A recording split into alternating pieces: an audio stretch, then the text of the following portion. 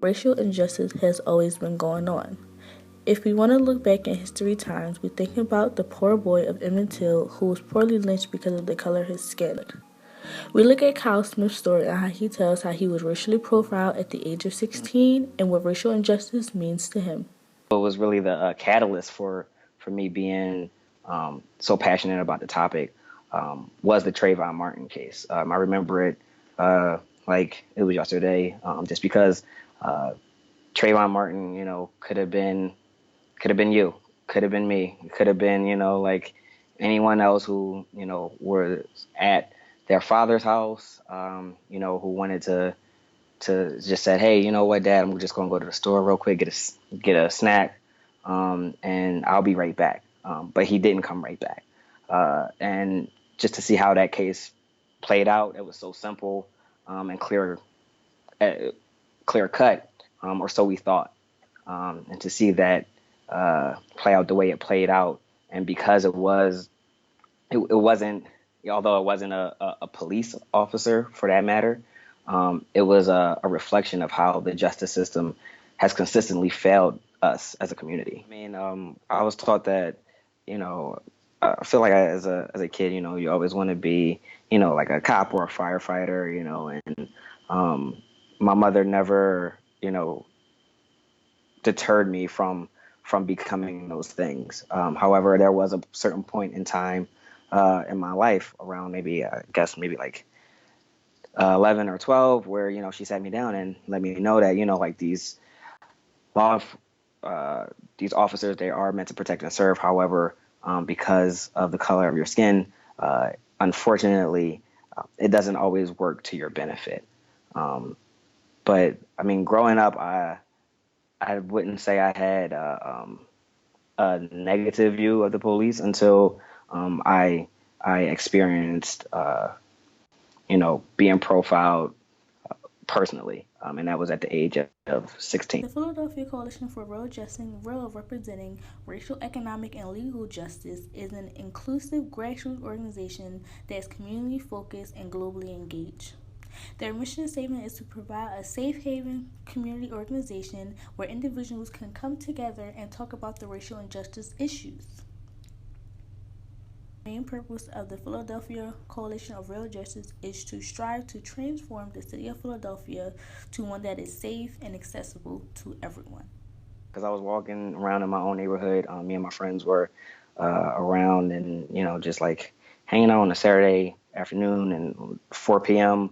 And a summer day, and we're just hanging out, and a police officer who was on a bike comes up to us and asks, who we are, do we have our IDs, why we're out, and I let him know that like I lived around the corner, and it was also very I want to use the right word. It was a little disheartening too, because the police officer was actually black or African American. Me having that first encounter when I was 16, me being identifying as black, and seeing all of these injustices, police brutalities, and videos of police murdering innocent people of color. That's what really makes me upset. So first and foremost, I think there's a difference between police brutality and murder, which is what a lot of these crimes that are happening today and injustices that are happening today should be categorized as murder.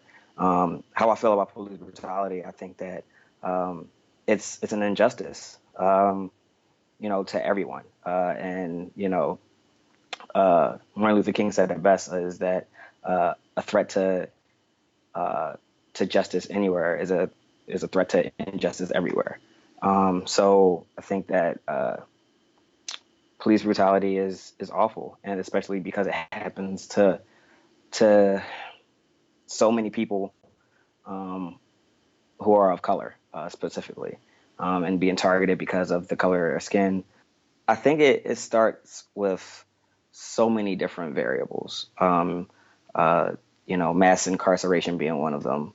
Um, when it comes to just plain civil rights. I think the fact that this country's backbone was built on slavery, and how people view Black people, is something that unfortunately will take a very, very long time for our nation to forget, and to have those negative connotations when it comes to people of color.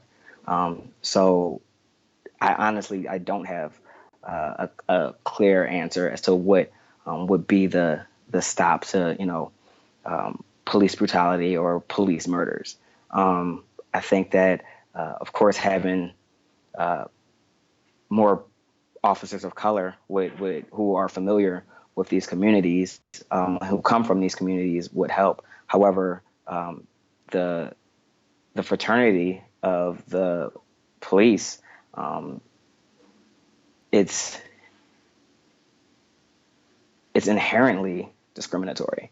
So even though we might have these officers who are going into officers of color who are becoming police officers, there's just the structure and how it was built is inherently biased, and teaches those bias along with their trainings.